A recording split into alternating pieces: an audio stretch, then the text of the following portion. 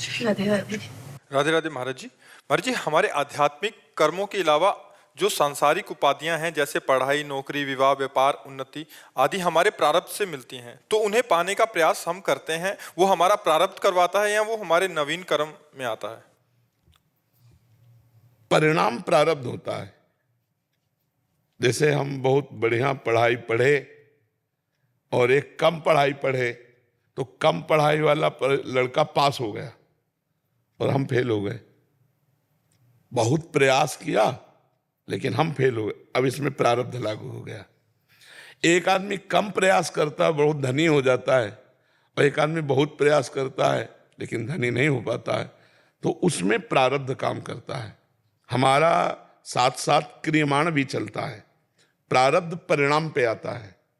प्रारब्ध जो है वो परिणाम पे आता है। जैसे व्यापार किया और फ्लॉप हो गया, बिल्कुल चला ही नहीं, तो अब प्रारब्ध। प्रयास तो हम कर रहे हैं, और एक आदमी है जिधर हाथ रख देता है विजय ही विजय होती चली जा रही, उसका पूर्व प्रारब्ध जोरदार है।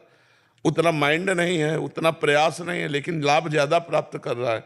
और एक बहुत माइंडेड है, बहुत प्रयास करता है लेकिन लाभ कुछ नहीं मिल रहा, उसका प्रारब्ध उसमें है। प्रारब्ध खत्म नहीं हो सकता ना सर? भोग के खत्म होता है। भोग के खत्म अलग अलग पॉइंटों पे वो अपना असर दिखाता रहेगा जब तक हमारा शरीर है। शरीर खत्म, प्रारब्ध खत्म, पर संचित जमा है, और क्रियमाण जाके उसी में जमा हो गया, फिर नया प्रारब्ध बनेगा, फिर भोगना पड़ेगा। हाँ, यही तो मिटाना हमारे मानव जीवन में बहुत जरूरी है कि हमको आग लगानी, जो हमारे जन्म जन्मांतरों के कर्म जमा है, संचित कर्म, उनको भस्म करना है।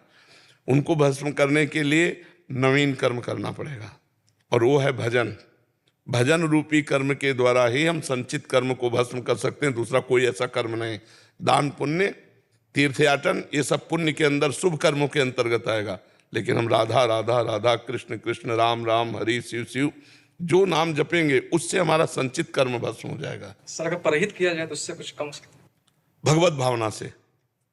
भगवत भावना, मनुष्य समझ के नहीं। मनुष्य समझ के करोगे तो 1 रुपया दोगे 100 रुपया मिल जाएगा, लेकिन भगवान समझ के करोगे तो ये तुम्हारे कर्म संस्कार को भस्म कर देगा। अच्युत भावना विहीन कर्म, शुभ और अशुभ। और अच्युत माने भगवान, भगवत भावना युक्त कर्म वही कर्म। जैसे हम विद्या अध्ययन कर रहे हैं और उसको हम मान लें कि ये मेरी भगवान की पूजा है, और 4 घंटे अध्ययन को भगवान को समर्पित कर दिए, वो शुद्ध पूजा बन गई। और पूजा कर रहे हो और रुपए के लिए कर रहे हो, तो यद्यपि पूजा है पर वो पूजा नहीं मानी जाएगी, क्योंकि आपका अर्थ लक्ष्य है। और वो किसानी कर रहा है लेकिन लक्ष्य उसका भगवान है, तो किसानी भी उसकी पूजा हो गई। मान लो बॉर्डर पे खड़ा हुआ है, भगवान की प्रसन्नता के लिए, राष्ट्र की सेवा में खड़ा है, अब आतंकवादी ने गोली मार दिया, अब उसकी पूजा बन गई।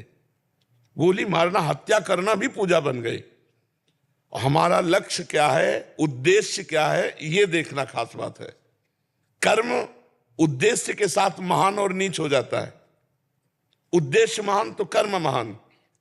कर्म और उद्देश्य, उसका बहुत प्रभाव है। अगर हमारा उद्देश्य महान है तो नीच कर्म भी महान हो जाएगा, और अगर हमारा उद्देश्य नीच है तो महान कर्म भी नीच बन जाएगा। तो क्रियमाण कर्तव्य कर्म, परिणाम प्रारब्ध कर्म। प्रारब्ध उसका फल देगा। तभी भगवान ने कहा, सुख दुखे समय कृत्वा लाभा लाभो जया जयो। सुख दुख में, लाभ हानि में, जय पराजय में समान भाव रखकर अपने कर्म को अवश्य करते रहो। अपने कर्म को करते रहो। जो तुम, चाहे विद्यार्थी हो, डॉक्टर हो, मास्टर हो, किसान हो, अपने कर्तव्य कर्म को करते रहो। यही भगवान का आदेश है। कामना